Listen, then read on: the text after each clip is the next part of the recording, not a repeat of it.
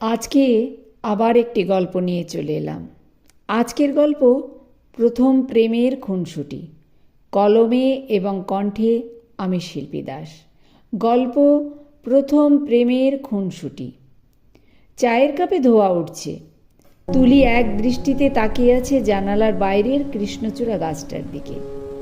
আবির আবির পাশ থেকে আলতো করে ওর কানের লতি টেনে দিতেই তুলি চমকে উঠল। উহ, আবির! সারাক্ষণই বাদরামি ভালো লাগে না। কৃত্রিম রাগে মুখ ঘুরিয়ে নিল তুলি। আবির হাসল, সেই হাসি যা দেখিয়ে তুলি 1000বার প্রেমে পড়তে পারে। সে আলতো করে তুলির চিবুক ছুঁয়ে বলল, রাগলে তোমাকে ঠিক ওই বিকেলের মেঘের মতো লাগে, একটু গম্ভীর, কিন্তু বৃষ্টির সম্ভাবনা নিয়ে একেবারে টলমল। তুলি এবার হেসে ফেলল। আবিরের এই উপমা দেওয়ার রোগটা পুরনো। সে আবিরের কাঁধে মাথা রেখে ফিসফিস করে বলল, তুমি না আজ তো একটা পাগল। রাত বাড়ার সাথে সাথে শহরটা নিঝুম হয়ে এলো।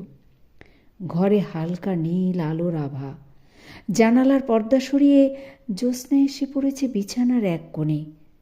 আবির তুলির খুব কাছে এসে দাঁড়ালো। তুলির হৃদস্পন্দন তখন যেন কোনো দ্রুত তালের সেতারের ঝংকার। আবির ওর অবিন্যস্ত চুলগুলো কানের পেছনে গুজে দিয়ে ওর কপালে একটা দীর্ঘ চুমু আঁকল। তুলি চোখ বুজে অনুভব করল সেই স্পর্শ। তাদের মিলন ছিল যেন গঙ্গার বুকে মিশে যাওয়া কোনো ছোট্ট নদীর মোহনা। কোনো শব্দ নেই, শুধু দুটি প্রাণের একত্ব হয়ে যাওয়া।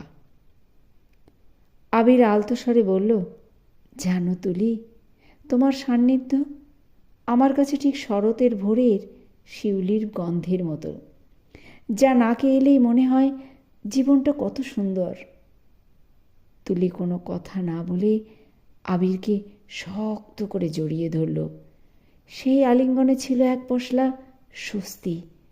তাদের নিঃশ্বাসের শব্দ মিশে যাচ্ছিল রাতের নীরবতায়, যেন মহাকালের কোনো এক পাতায় লেখা হচ্ছে কোনো প্রেমের কাব্য। প্রথম প্রেমের সেই চঞ্চলতা আর মিলনের এই গভীরতা, সব মিলিয়ে আবির আর তুলির সংসারটা যেন একটা নীল পদ্ম, যা পঙ্কিল পৃথিবীর মাঝেও তার স্নিগ্ধতা নিয়ে জেগে থাকে। তাদের এই খুনসুটি আর